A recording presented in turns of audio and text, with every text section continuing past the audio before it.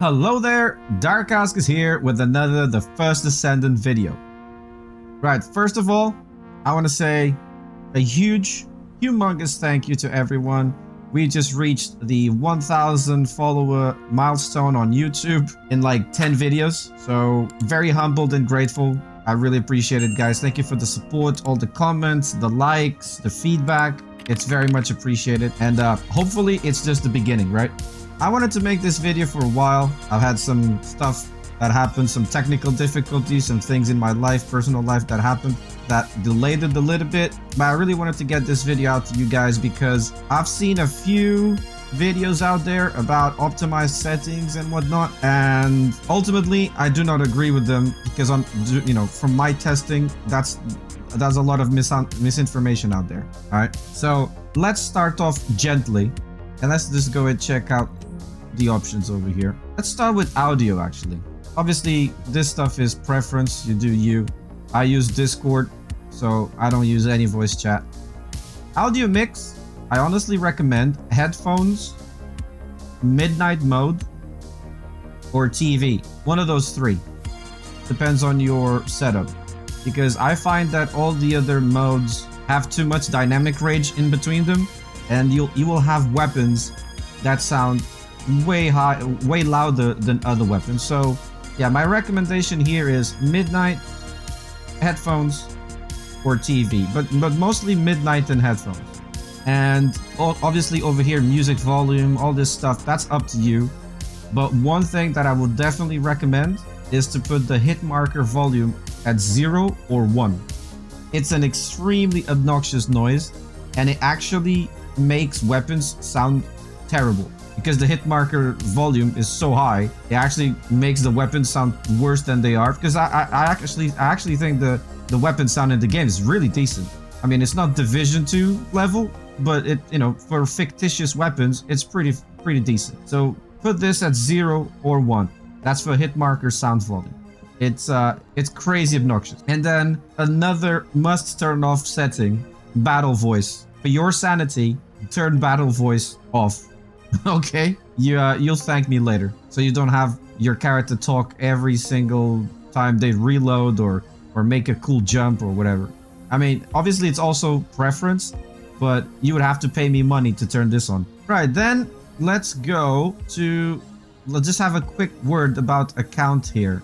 So obviously, yes, I have my account linked. I strongly suggest that if you're gonna play this game, make a Nexon account beforehand, and then, when you get in game for the very first time, link your account. A lot of people, including myself, when I opened the game for the first time, I tried to do this on the title screen, and I linked it, but it wouldn't show as account linked until I got in game. So be mindful of that. Then let's talk about graphics, the big one. There is some odd information out there that I've seen in a couple of videos. So I see a lot of people saying, look, you got bad performance, it's really easy. You whack everything on low and call it a day. That is definitely not what you want to do, okay? Different settings fit different hardware profiles, correct? And one thing that I will tell you right off the bat, ultra settings are for, well, gigachads that have more ego than sense. You should never use ultra settings on any game that comes out. If it's an older game, like a 5-10-year-old game, sure. But if it's a game that just came out, ultra settings are usually non-optimized, and their excuses by the developer is that, oh, these are future-proof, especially with Unreal Engine 5, is 100% not worth it. You will not be able to tell the difference. So, first optimized setting, no ultra settings. I don't care what GPU you have. I have an RTX 4090. You will never see me run ultra setting. There is an exception though, textures. If you have more than 8 GB of VRAM, go right ahead, put ultra textures on. If you have under 8 GB, you're gonna have to do your own testing, but I'm guessing high will still be okay. And then, if you are using an NVIDIA GPU, obviously you go DLSS. Quality mode, I would say quality mode is a must if you're playing on 1080p. You should not be using anything under quality mode if you are playing on a 1080p screen, because the image degradation is too much.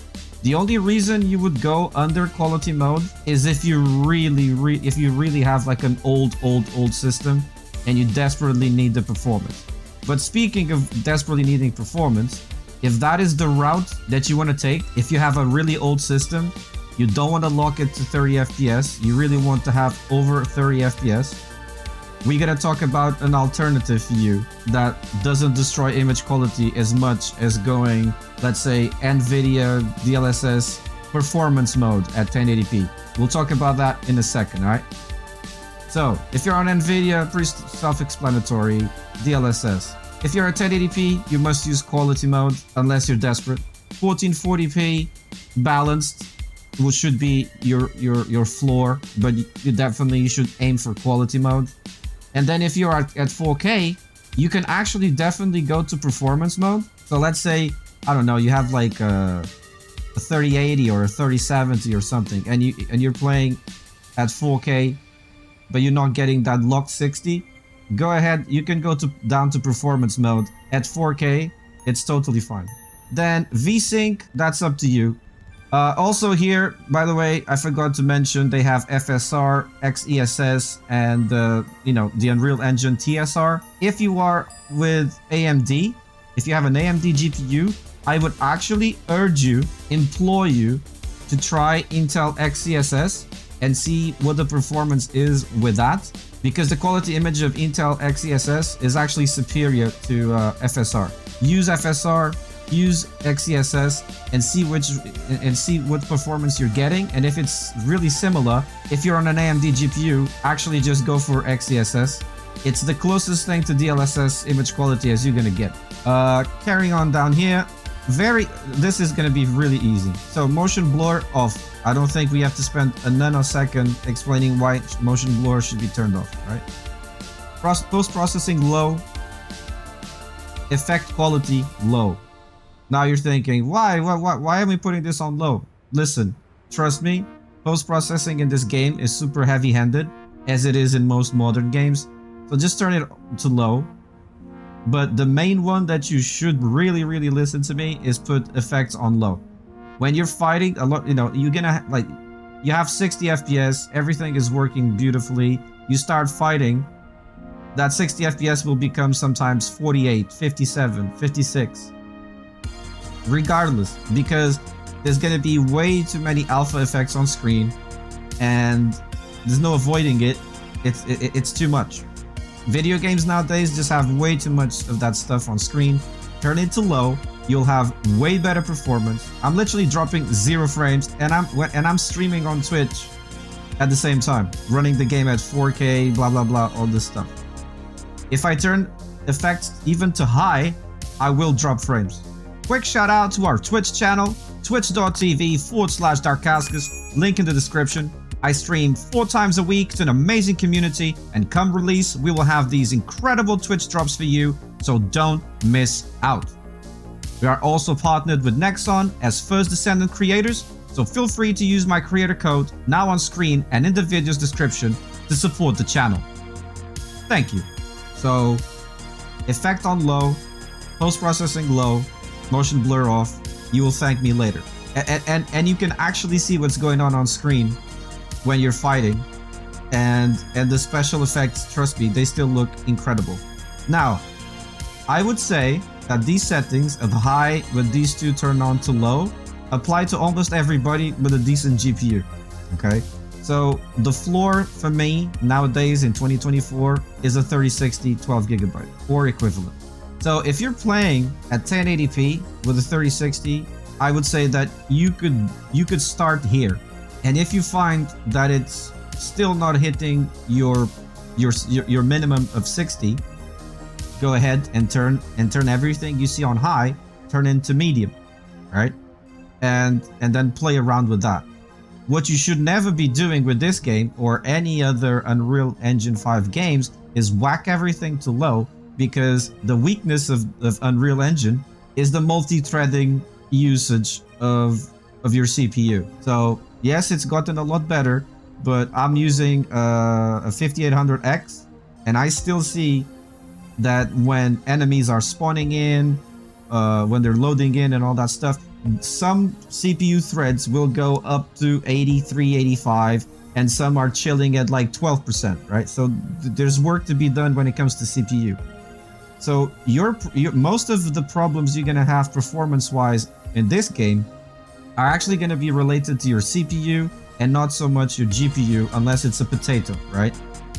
So you don't want to whack everything to low or medium or anything like that, because you actually want to be taxing your GPU as much as you can, so that your CPU can kind of catch up. If you have like a 3070 or a really good GPU, a decent GPU, and you whack everything to low, your CPU is going to be screaming, and you're gonna bottleneck your GPU performance. So it's all about the balance, and this is why I say when you install the game and you have like a 3070, a 3060, a 2080, a 2070 Super, something, a 2080 Ti, something like that, start with this. Everything on high, post-processing low, effects on low, and then textures depending on how much VRAM you have. And then if that's not okay, then you turn whatever is on high to medium. Possibly start with shadows. I think it's one of those unspoken rules that usually shadows is the first thing you go from high to medium. That's going to be it with the actual settings, and we can move on to a little thing that it's very important. So now we talked about the high-end, mid-range, enthusiast level GPUs that I consider that should be running this game with no big issues. All right, anywhere from the $400 to the $2,000 GPUs. That's done. That's my recommendations. I think it's pretty straightforward, right? Now let's talk about the GPUs that will struggle to run this game nowadays. So anything that's just on the recommended or even at medium, like the minimum recommended spec. Let's talk about you trying to squeeze the absolute most juice out of your old GPU so that you can actually play this game, including the Steam Deck, right? So that's a very important one, Steam Deck. So this section now is going to include that. So first of all, if you have an old NVIDIA GPU, let's say you have a GTX 1060, a super popular GPU to this day, right? If you got a 1060, you cannot hit 60 FPS. You're struggling to hit 60 FPS. You whacked everything too low. You tried everything, and you cannot use frame generation. You can't use frame generation because you don't have a 40 series card. What you can do though, you can go AMD, my friend. Yes, you have an NVIDIA GPU. It's a 20 series, it's a 10 series, it's a 900 series. It don't matter. Go ahead and whack AMD, stick it quality mode or whatever you need it to be. But if it's 1080p, you should stick to quality mode. And then, lo and behold, boom, you can turn on AMD's frame generation. If you can live with the input delay, go ahead. Take advantage of the fact that AMD gives frame generation to everybody. I mean, obviously this applies to AMD GPUs as well, like older ones. But there's a lot of people with NVIDIA GPUs out there that are not taking advantage of the fact that if you forget DLSS and prioritize performance above all, you can actually use frame generation on NVIDIA GPUs. So take advantage of it, at least test it. If you don't like the input latency that it gives you, that's fine. But don't forget, if you activate AMD frame generation and you really want to make the most of it, if you are on NVIDIA, go ahead and enable reflex low latency. This will combat some of the added input latency that frame rate generation will incur. Okay, so recommendation for older or struggling GPUs that cannot use frame generation: forget DLSS, go AMD FSR, turn reflex on and frame generation on, and see how that feels for you. This also applies to the Steam Deck, and it also applies to any other GPU, but I just wanted to mention that a lot of people are on NVIDIA GPUs and they forget you can use AMD FSR and you can use AMD frame generation. So use it to your best advantage, all right? That's everything we need to talk about. Ray tracing, this is for screenshots. Don't use this on a game with these graphics. I haven't even tested it on my 4090, but it's not something that I really care about.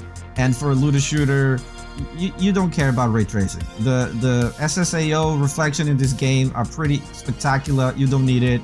It's just gonna tank your FPS for no really good reason. Although I'll give them props for having ray reconstruction. Right, gameplay settings, very much preference, but I would say over here, if you really want to see your weapons details, go for it, turn it on.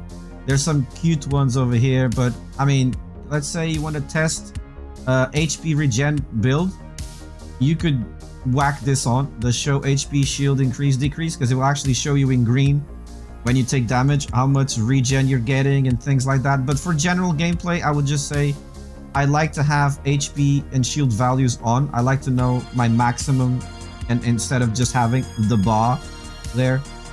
Then everything else here is total preference. Controller settings. I've been fiddling with this, and actually I have to say they need to solve this. The X-axis normal sensitivity on controller, I have it on full whack 100, and I still think it's too slow. So Nexon, if by any chance you ever see this video, and I'll post this feedback as well on the appropriate channels, but the normal sensitivity at 100, it feels like it's more like 60. So this needs to be adjusted. I need to be able to turn my, I mean, look at this. That's 100. I mean, it's not a big deal, but this shouldn't be 100. This should be like 50. I want to turn my controller more around this speed. Vibration and all this stuff, I don't like it on my shooters, but that's up to you. Then 25 for the Y-axis, 30 for ADS. On the X-axis, Y, I got it at 20. This works pretty good for me. Feels really good. But I would still love to have more sensitivity on just the look around speed on the X-axis. But hopefully they can sort that out. Then one that is extremely important. So obviously if you're on controller, you want to have aim assist on. But what you really don't want to have on is this stuff here. Camera auto rotate level and auto tracking level. When I started playing the game for the first time, I was like, man, this feels terrible. Like, what's going on with this game? Like, I'm aiming at this enemy, but the camera is fighting me and actually wants to aim at this other enemy. What is going on? Immediately, as soon as I turned off these two options to 0, everything became 1,000 times better. So please, please, please, if you're on console, if you're on controller, turn these two options off and just use the sensitivity level. You can do 80, which is the default. You can go to 100. This does not matter. What it really matters is that camera rotate and auto tracking, turn it off. It's terrible. All right. One last one of note. I'm not sure if you have this option on console, but field of view, I think the default is 90. Whack that up to 110. Don't go 120. I'll be honest, don't go 120, because 120 starts giving you that fish eye sort of effect, which is, it might make you nauseous. But 110, I found it to be chef's kiss, sweet spot. Right, now for something a little bit more advanced, let's talk about engine I&I configuration. So if you want to go a little bit deeper and squeeze even more performance and make sure that those annoying post-processing effects are actually all the way turned off instead of just on low, which is the minimum that they will go in the in-game settings, you can go here. I'll put the file location on screen. So you go to M1, saved, config, Windows, and then you'll have all these files over here. Okay, don't be scared. This is super simple stuff. The only thing you want to do here is click on engine. Okay, and you're gonna copy and you're gonna paste it somewhere on your desktop or something. Make a folder called engine file backup or something. That way you always have the original to fall back on. All right, but this is quite safe. You just open it up. It's gonna end here for you before you do this. All right, It's going to be like the last line. Possibly you might have this line as your last one. It doesn't matter. What you want to do is you come here, you give it a space, and then you're going to copy paste all this stuff into here. All this is going to do is make sure depth of field, any sort of camera or per object motion blur, any type of chromatic aberration, any sort of film grain, anything like that will be disabled completely, which in my opinion makes games look way better. And obviously I'll put this as well in the video description, so you can just copy paste it into here. Okay, then when you leave, it's gonna ask you to save. You save it, it's done. And then we have how to disable the Nexon video at the start. Thankfully, they launched an update that reduced the volume of this video because it was the loudest noise known to man. So kudos Nexon for doing that so quickly. But if you want to get rid of that intro video altogether, Mybron over here on the First Descendant discussion forums on Steam, kudos to him. He came up with a way of doing it. And if you scroll down, there's quite a few people explaining how to do it. So step by step here, and this person here also explains it. There is like a link here for a MediaFire file that you have to download for this to work. So basically what you're going to be doing is you're going to swap the original video for this file here, and it's basically a 0.1 second black video.